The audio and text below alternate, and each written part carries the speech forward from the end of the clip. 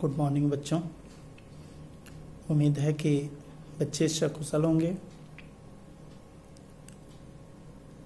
बच्चों, आज हम वीडियो के इस अंक में गद्य खंड का दूसरा चैप्टर जो कृष्णा सोबती जी का है, मियां नसीरुद्दीन, और इनका मियां नसीरुद्दीन जो है वह रेखा चित्र है। इस रेखा चित्र के माध्यम से हम लोग देखेंगे कि कृष्णा सोबती जी इस अपने बहुचर्चित रेखा चित्र में इन्होंने क्या संदेश दिया है। इस चैप्टर में कृष्णा सोबती जी एक पत्रकार के उद्देश्य से, एक पत्रकार का क्या दायित्व होता है, उन दायित्वों की पूर्ति करने के लिए एक ऐसे व्यक्ति का साक्षात्कार कर रही हैं जो अपने आप को क्या नान भाइयों का मसीहा कहता है। कहानी का प्रारंभ इस प्रकार होता है कि लेखिका एक दिन दिल्ली के जामा मस्जिद से आगे वह जा रही थी, तब तक उनकी दृष्टि एक ऐसी दुकान पर पड़ती है जो बिल्कुल उस दुकान में देखने पर अंधेरा ही अंधेरा दिखाई दे रहा था। बहुत ज्यादा मात्रा में आटा गूंथा जा रहा था। लेखिका को ऐसा आभास हुआ कि आखिर इस एक छोटी सी दुकान और इसमें जिसमें केवल देखने पर अंधेरा ही अंधेरा है, आखिर क्या हो सकता है। गढ़ैया मोहल्ला के नाम से ये मशहूर है और यहाँ अनेक प्रकार की रोटियां बनाई जाती हैं। रोटियों को बनाने के लिए नान भाई प्रसिद्ध हैं। तो तब तक यह लेखिका उनके पास में पहुंच जाती है, उस दुकान के पास में जाती हैं तो देखती हैं कि एक बिल्कुल पतला सा व्यक्ति बीड़ी पी रहा है। अवस्था के कारण उसका मुंह कुछ पोपला सा हो गया है। यह उस दुकान में प्रवेश कर जाती हैं। दुकान में प्रवेश करने के बाद में जब मियां नसीरुद्दीन इस लेखिका को देखते हैं तो देख करके इन्होंने पूछा कि क्या आप अखबार नवीस हो क्या। अखबार नवीस कहते हैं पत्रकार को। इन्होंने कहा कि जी नहीं, मैं आपसे कुछ प्रश्न पूछने के लिए आई हूं। आपके द्वारा मुझे कुछ प्रश्नों के उत्तर चाहिए। उन्होंने कहा कि पूछिए, क्या पूछना चाहती हैं, किस तरीके से, कहां से, आप कौन से प्रश्न ऐसे हैं जिनका उत्तर जानने की आपको जिज्ञासा हो रही है। तो लेखिका ने कहा कि आप इस इलाके के प्रसिद्ध नानबाई हैं। नानबाई किसको कहते हैं। अब प्रश्न यह उठता है कि नानबाई क्या होते हैं। जो रोटियों के बनाने वाले खानदानी कारीगर होते हैं उनको नानबाई कहा जाता है। तो इन्होंने पूछा कि बहुत पहले से आपकी यह दुकान चर्चित है, खानदानी आप नानबाई हैं, आपके दादे परदादे भी इसी धंधे में लगे रहे, तो ये आपने धंधा कहां से सीखा। मियां सबसे पहले मुस्कुराने लगे, हंसे और हंस करके इन्होंने कहा कि जिस तरीके से बच्चे सीखने के समय में पहले प्रारंभ में क से ही शुरू करते हैं, क यानी वर्णों का ज्ञान होने के बाद ही हम गद्य खंड अथवा काव्य खंड का अध्ययन करते हैं और बाद में जाकर के बहुत अच्छे अच्छे ओहदे पर आसीन हो जाते हैं। वैसे ही हुनर को भी सीखने के लिए, हुनर कहते हैं किसको, ढंग को, हुनर सीखने के लिए भी आपको प्रारंभिक अवस्था से ही गुजरना पड़ता है। हमारे खानदान के लोग प्रसिद्ध नानबाई थे। मैं भी यह धंधा सीखने के लिए उन लोगों के साथ में सबसे पहले प्रारंभिक ज्ञान, भट्टी में आंच लगाना, सबसे पहले भट्टी को बनाना, आंच देना, किस तरीके से रोटी बनती है, उस रोटी बनने के क्या गुण हैं, अपने वालिद जान से देख करके, उनसे सीख करके ही मैं आज इस मुकाम पर बैठा हूं, इतने प्रसिद्ध नानबाई बना। लेखिका ने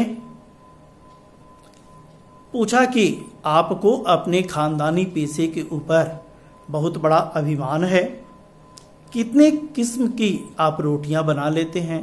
तो मियां नसीरुद्दीन ने कहा कि खानदानी जो नानबाई होते हैं वह 56 प्रकार की रोटियों को बनाने में पारंगत होते हैं। वह 56 प्रकार की कौन सी रोटियां थी उसका उन्होंने जिक्र नहीं किया, लेकिन उसने केवल, कुछ लोग ऐसे होते हैं कि बात को बहुत लंबी चौड़ी फेंकने में ज्यादा विश्वास करते हैं, सत्यता उससे कोसों दूर होती है। वैसे ही उसने कहा कि मैं 56 प्रकार के, हमारे खानदान के जितने लोग हैं वह 56 प्रकार की रोटियों को बनाने में पारंगत थे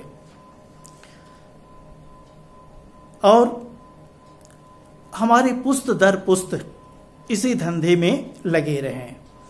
वालिद मियाँ बरकत शाही गढ़ैया वाले नानबाई के नाम से भी मशहूर थे।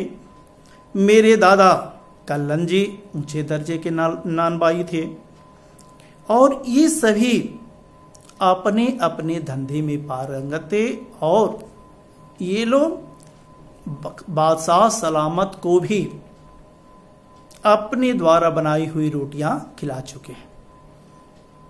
बात होते होते इसी बीच में कोई एक उनके यहाँ काम करने वाला कारीगर आ जाता है, तो उसको आवाज दे बैठते हैं कि तुम आज इतनी देर से क्यों आए हो।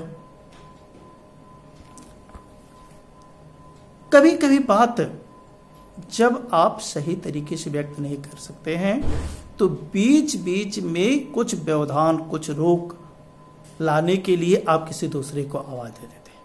वैसे ही इन्होंने भी कह दिया कि ताकि कुछ समय हमारा उधर व्यतीत हो सके। फिर लेखिका ने इनसे प्रश्न किया तो इन्होंने कहा कि अरे, आप मेरे हुनर और मेरे खानदान वालों के हुनर के संबंध में क्या चर्चा कर रही हैं? हमारे खानदान वाले तो ऐसे हैं कि जो खानदानी नानबाई होगा वह कुएं में भी रोटियों को बना सकता है। अब लेखिका ने इनकी इस बात को पकड़ लिया कि कुएं में कैसे रोटी बन सकती है, वह कैसे बनती है। इस पर मियां नसीरुद्दीन कुछ खिंच गए, उनके प्रश्नों का उत्तर देने के लिए आनाकानी करने लगे, क्योंकि यह इनकी जो भी बातें थी वह सुनी सुनाई थी, उसका कोई पुख्ता प्रमाण नहीं था कि इनके खानदान के लोग किस प्रकार से रोटी बनाते थे, कहाँ से बनाते थे, कैसे बनाते थे। ये केवल खानदानी लोगों के विषय में जो सुने हुए थे बाप दादों से, दूसरे लोगों से, वही लेखिका से कह रहे थे। लेखिका जब तह में जाना शुरू की तो ये बात को टालने लगे। लेखिका समझ गई कि यदि इनसे आगे और कुछ प्रश्न किया जाता है तो हो सकता है कि यह बहुत ही जल्दी नाराज हो जाएं। इसलिए लेखिका ने अपनी बात को वहीं रोक दिया। इन्होंने अपनी बात को, लेखिका ने पुनः इनसे प्रश्न किया कि आपके खानदान वाले बहुत ही ऊंचे दर्जे के नानबाई रहे हैं। तो ज्यों ही खानदान की बात आई तो वहीं इनका चेहरा खिल गया और ये लंबी लंबी बात हाँकने लगे और इन्होंने कहा कि हमारे खानदान के लोगों ने बादशाह सलामत के कहने पर, उनके यहाँ कार्य करते थे और उनके कहने पर एक ऐसी चीज बना करके उनको खिलाया गया था जो न आग में पकती है और न ही उसमें पानी लगता है।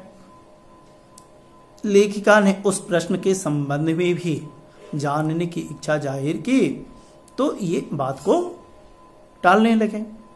फिर अंत में लेखिका मियां नसीरुद्दीन से कहती है कि आखिर आपका यह जो पेशा है उसके संबंध में क्या कहना चाहेंगे। तो मियां नसीरुद्दीन ने कहा कि आजकल वे कद्रदान नहीं रहे, कद्र करने वाले लोग नहीं रहे जैसे पहले के लोग हुआ करते थे। पहले के लोग किसी भी धंधे को, किसी भी कार्य को करने में उसकी बारीकी को देखते थे कि इस धंधे को कितनी बारीकी से किया गया है। जैसे कि इन्होंने अपने रोटी के संबंध में ही कहा कि हम लोग जो 56 प्रकार की रोटियां बनाते हैं, उन 56 प्रकार की रोटियों में सबसे महीन, सबसे पतली रोटी तुनकी रोटी होती है, जो पापड़ से भी पतली होती है और उसको बनाने में बहुत ज़्यादा हुनर की आवश्यकता होती है। लेकिन आजकल वे कद्रदान अब इस जमाने में नहीं रहे जो उसका कद्र कर सके। पहले के लोग उसका बहुत ही कद्र करते थे तुनकी रोटी का। इन्होंने कहा कि आजकल तो ऐसी रोटी जिसको आप भी और हम भी बड़े जी जान से खाते हैं, कौन सी रोटी बताइए? जब भी आप उत्सव में जाते हैं सबसे पहले वही रोटी हम और आप देखने की कोशिश करते हैं। इस चैप्टर में उस बात की चर्चा भी की गई है, इसलिए मैं वो कह रहा हूं। तंदूरी रोटी की इन्होंने बात किया कि जो सबसे देखने में भद्दी रोटी होती है, मोटी होती है, तंदूरी रोटी है, उसको आजकल के लोग अत्यधिक खाना पसंद करते हैं, उसकी तारीफ करते हैं। लेकिन आजकल किसी की भी जुबान से, किसी के भी मुख से उस तुनकी रोटी की बात नहीं सुनी गई होगी जिसको बनाने में बहुत ज्यादा इल्म की आवश्यकता होती है। इल्म मीन्स ढंग, गुण। तो इन्होंने कहा कि तंदूरी रोटी उसके अपेक्षा, किसकी अपेक्षा? आपकी तुनकी रोटी की अपेक्षा जो तंदूरी रोटी होती है वह बहुत ही मोटी होती है, भद्दी होती है और इसको बनाने में भी उसके अपेक्षाकृत बहुत कम परिश्रम की आवश्यकता होती है।